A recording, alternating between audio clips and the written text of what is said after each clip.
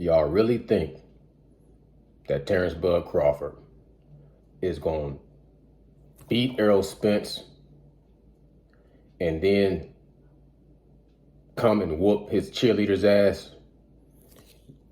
Be honest with me. Do y'all really think that Terrence Bud Crawford is going to beat that version of Jermell Charlo, Iron Man Charlo, that we saw against Brian Castano? Just be honest. Y'all really think that Terrence Bud Crawford is built that tough where he's just going to come through and beat the shit out of Errol Spence, who just broke Yordenis Ugas's eye socket? You think that he's going to walk through that guy and then he going to come and dominate and beat Jermell Charlo, who just put on that performance? You know, try to be patient, try to be peaceful. But I guess this is just a time for war on YouTube. And like King Leonidas said, give them nothing, take from them everything. Trying to give y'all the benefit of the doubt and make Errol Spence and Terrence Bud Crawford a 50-50 fight.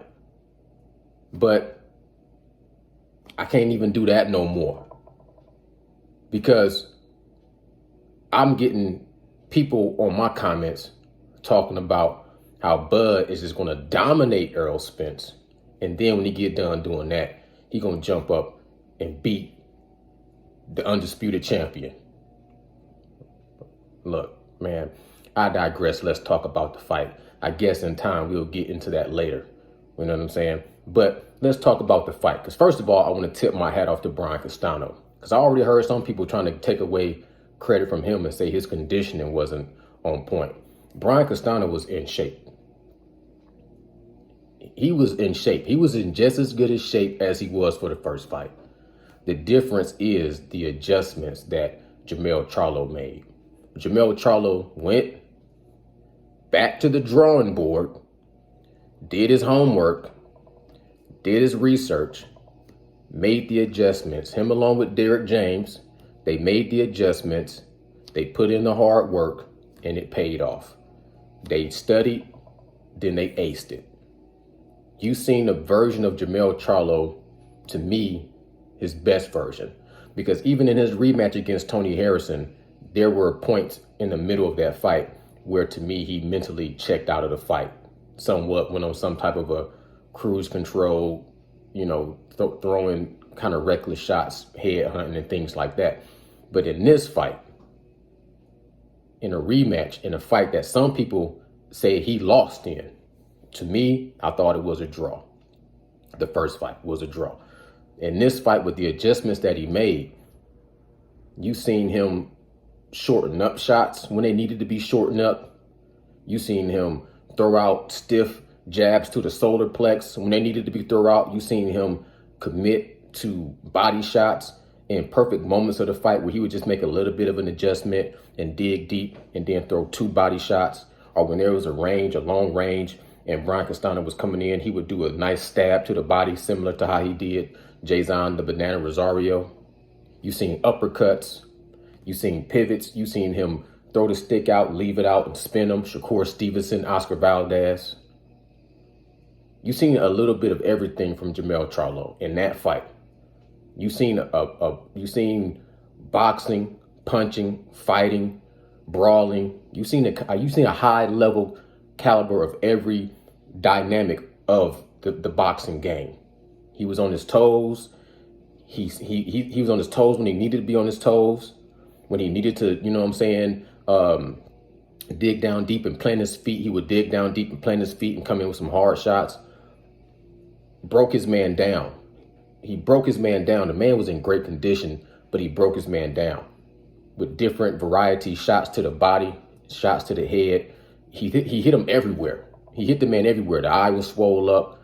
You know what I'm saying? That is how you beat somebody down, because Brian Castano wasn't going to go down. You seen the way he fell down. It was like his body was really, his mind was still ready to go, but his body just had to break down. His mind was still ready to fight, but his body was done. He broke him down. You know what I'm saying? And he did it in a very impressive fashion.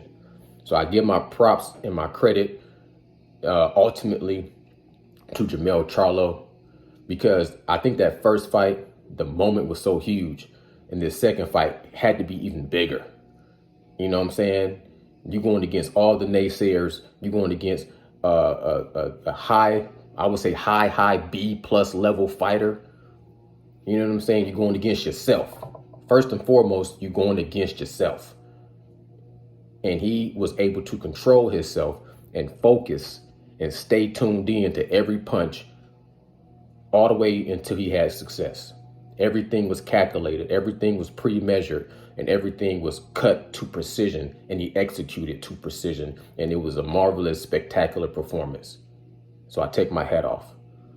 And y'all think that that version of Jermell Charlo just gets dominated and destroyed by Terrence Bud Crawford because he can switch hit. Y'all out of y'all minds. Y'all ludicrous. Brian Castano was befuddled in that fight. He didn't know what to do. He was caught up in a damn tornado, getting spun around like Dorothy and Toto. You know what I'm saying? It was a great fight. Both fighters I take my hat off to, but I salute Jermell Charlo. Excellent performance. Every single punch was polarizing. You know what I'm saying? Even those little bitty shortened up punches that just kind of caught Brian Castano coming in, where he just had these little bitty, wow. You know, oh man, it was just pretty. The uppercuts, wow, pretty. The body shots, digging like a shovel, wow. That jab to the solar plex was perfect. You know what I'm saying? The jab upstairs, the jab was on point. His reflexes was on point. His uppercuts was on point. His hooks was on point. That was a marvelous, spectacular performance, man. I can't even say enough. I can't say enough. It was a great performance. And the way Brian Castano broke down at the end, the way he was hurt multiple times and kept coming back. He was hurt early in the fight.